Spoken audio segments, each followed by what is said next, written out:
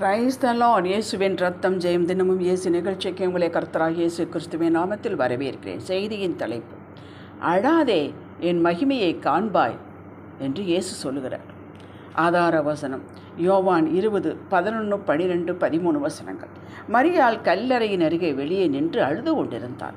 அப்படி அழுது கொண்டிருக்கையில் அவள் குனிந்து கல்லறைக்குள்ளே பார்த்து, இயேசுவின் சரீரம் வைக்கப்பட்டிருந்த இடத்திலே வெள்ளுடை தரித்தவர்களாய் 2 தூதர்கள் தலைமாட்டில் ஒருவனும் கால்மாட்டில் ஒருவனுமாக உட்கார்ந்திருக்கிறதை கண்டாள்.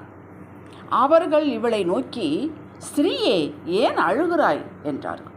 அதற்கு அவள், என் ஆண்டவரை எடுத்துக்கொண்டு போய்விட்டார்கள், அவர் வைத்த இடம் எனக்கு தெரியவில்லை என்றார். தேவ சமாதானம் பெற்றவர்களே, இயேசு தம்முடைய சீஷர்களுக்கு எத்தனையோ முறை தாம் பாடுபடப் போகிறதையும் மரணம் அடைவதையும் 3ஆம் நாள் உயிரோடு எழுவுவேன், உங்களுக்கு முன்பாக கலியாவுக்கு போவேன் என்பதை சொல்லிக்கொண்டேதான் வந்தார். இதை கேட்டு துக்கமடைந்தார்களே தவிர இதன் வெளிச்சத்தை புரிந்து கொள்ளவில்லை. இதனுடைய விளக்கம் கேட்கவும் பயந்தார்கள். இவர்களுக்கு எல்லாமே இயேசுதான். அவர் மரணம் அடைவதை விரும்பவில்லை, அதன்பின் உயிர்த்தலில் இருப்பதையும் உணரவில்லை. மரியாள் கல்லறையிடத்திற்கு வந்து கல் புரட்டி போட்டிருக்கிறதை கண்டு சீஷர்களிடத்தில் போய் சொல்கிறாள். பேதுருவும் இனி ஒரு சீஷர் வந்து பார்த்துவிட்டு அவரை சுற்றியிருந்த சீலை, தலையை சுற்றியிருந்த சீலை தனியாக மடித்து வைக்கப்பட்டிருந்ததை கண்டு பின் போய்விட்டார்கள். மரியாளோ போகவில்லை, அங்கேயே நின்றாள், அழுது கொண்டே இருந்தாள். இயேசு வைக்கப்பட்டிருந்த இடத்தில் 2 தேவதூதர்கள் அமர்ந்திருப்பதை கண்டாள். அவர்கள், ஸ்திரியை, ஏன் அழுகிறாய் என்று கேட்டார். காரணத்தையும் சொன்னாள். தேவதூதர்களை பார்த்தது கூட அவளுக்கு ஒரு எக்ஸைட்மெண்ட்டாக இல்லை. அவளுடைய ஒரே சிந்தனை, இயேசுவை யாரோ எடுத்துக்கொண்டு போய்விட்டார்கள். பின்னாக திரும்பி பார்க்கிறாள், இயேசு நிற்கிறார். இவளுக்கு அது இயேசு என்று தெரியவில்லை, புரியவில்லை. அவரை ஒரு தோட்டக்காரன் என்று நினைத்து கொண்டாள். இயேசுவும் கேட்கிறார், ஸ்திரியே, ஏன் அழுகிறாய் என்று. அவரிடமும் அதே பதிலை சொல்லிவிட்டு, அவரை எடுத்துக்கொண்டு போனது உண்டானால் சொல்லும், எடுத்துக்கொள்கிறேன் என்கிறார். இயேசு தம்மை வெளிப்படுத்துகிறார். இவள் ஏன் அழுதாள்? இயேசுவை காணவில்லை என்றுதானே அழுதாள். யாருக்காக அழுதாளோ அவரே தான் கேட்கிறார், ஏன் அழுகிறாய் என்று. இன்னும் நம்மள இப்படித்தான் இருக்கிறது. இயேசு இன்றும் இப்போது இந்த செய்தியை கேட்டுக்கொண்டிருக்கும் போதும் கேட்கிறார். உங்களை பார்த்துத்தான், என்னை பார்த்துத்தான் கேட்கிறார், ஏன் அழுகிறாய்? எத்தனை காலத்துக்கு அழுது கொண்டிருப்பாய்? ஏன் கவலைப்படுகிறாய்? ஏன் பயப்படுகிறாய்? ஏன் சந்தேகப்படுகிறாய்? இந்த சத்தம் நம் காதில் விழுந்து கொண்டுதான் இருக்கிறது. நாமும் மரியாள் போல இனி கைக்கு கிடைக்காது, காணாமற் போய்விட்டது, புருஷனால் சமாதானம் போய்விட்டது, இனி அவர் இவ்வளவுதான், திருந்த மாட்டார் என்று முடிவெடுத்து கொண்டோம்.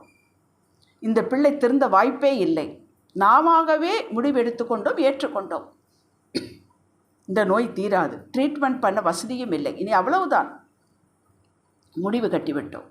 இழந்தது இழந்தது தான், இனியா திரும்பி வரப்போகிறது? இது நம்முடைய ஸ்டேட்மெண்ட்.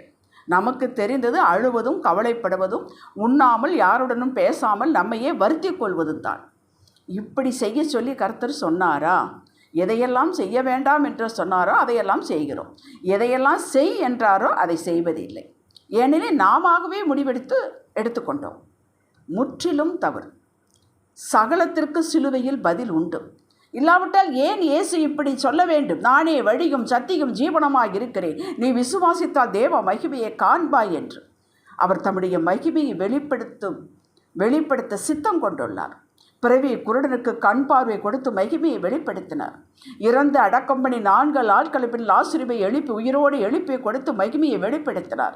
5 அப்பம் 2 மீன் கொண்டு 5000 பேருக்கு மேலாக போஷித்து மீது 12 கூட எடுக்க வைத்து மகிமையை வெளிப்படுத்தினார். கண்மலையை பாறையை கோளால் அடிக்க வைத்து தண்ணீர் ஆறாக புறப்பட வைத்து தம் மகிமையை வெளிப்படுத்தினார். 2 நாளாகும் 20ஆம் அதிகாரத்தை யுத்தமே செய்யாமல் எதிரிகளே தாங்களே ஒருவருக்கொரு வெற்றி கொண்டு மடிய வைத்து யோசபாத்திற்கு வெற்றி கொடுத்து தமது மகிமையை வெளிப்படுத்தினார்.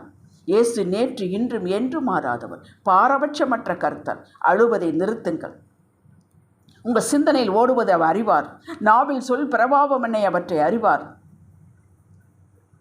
நம் கர்த்தர் உங்களுடனே இருக்கிறார், உங்கள் அருகில் நிற்கிறார். இதை நீங்கள் விசுவாசிக்க வேண்டும். உங்களுக்குள்ளே இருக்கிறார், இதை நீங்கள் விசுவாசிக்க வேண்டும். நம்முடைய வாழ்வு விசுவாச வாழ்வு. காணாததை விசுவாசிப்பது. காணாதை கண்கள் காண கொண்டு வருவார். நீங்கள் எப்பொழுது காணாதை விசுவாசிக்கிறீர்களோ, காணாதை கண்டது போல் நினைத்து சந்தோஷப்பட்டு அவருக்கு மகிமையை செலுத்துகிறீர்களோ, அந்த காணாது கண்கள் காண கொண்டு வருவார். இதுதான் கிறிஸ்துவ வாழ்வு. அவரால் செய்ய முடியாத காரியம் ஒன்றுமில்லை. முடியாது, கிடைக்காது, நடக்காது என்பவைகளை முடிய வைத்து, கிடைக்க வைத்து, காரியத்தை கையுடிவர செய்து நீங்கள் கிரகிக்கக்கூடாத காரியத்தை உங்கள் வாழ்வில் செய்ய சித்தம் கொண்டுள்ளார். அதை ஒருவர் இப்பொழுது உங்களுக்கு விளக்கி சொன்னாலும் நீங்கள் நம்ப மாட்டீர்கள். அந்த அளவுக்கு பெரிய காரியத்தை செய்ய போகிறார். அவரது மகிமையை, மகத்துவத்தை சொல்லி துதியுங்கள், பாடி துதியுங்கள். அவர் கொடுத்த வாக்குகளை எடுத்து அறிக்கை செய்யுங்கள். எனக்கு இப்படியே நிறைவேற்றி கொடுங்கப்பா, நான் உங்களை விடமாட்டேன், அதுவரை நான் எங்கே போவேன் என்று அவரிடம் பேசுங்கள். எதிர்மறையான எண்ணங்கள், பேச்சுக்களை உங்களை எல்லையை விட்டு அகற்றுங்கள்.